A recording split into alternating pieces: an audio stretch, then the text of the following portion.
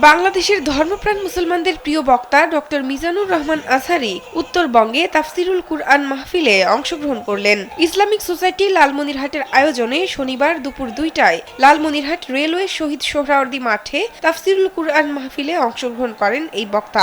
তার এই মাহফিলে যোগ দিতে একদিন আগে শুক্রবার থেকেই হাজার হাজার মানুষ জড়ো হতে থাকেন লালমনিরহাটে। শনিবার সকালে সেই জনসমাগম রূপ নেয় জনসমুদ্রে। শুধু লালমনিরহাটই না, আশেপাশের জেলা থেকেও এই মাহফিলে যোগ দেন ধর্মপ্রাণ মুসল্লিরা।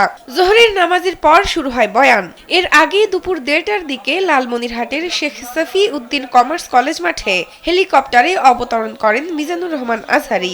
এ সময় ভক্তরা তাকে ফুল দিয়ে শুভেচ্ছা জানান।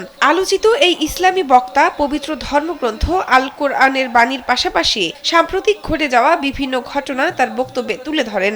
আজহারী বলেন, হিন্দুরা পূজা করে, হিন্দুদের পূজা অনুষ্ঠানের দিন আমরা মাহফিল করি না। যেদিন আমাদের তাফসিরুল কোরআন মাহফিল হয় ওই দিন তারা পূজা অনুষ্ঠান করে না।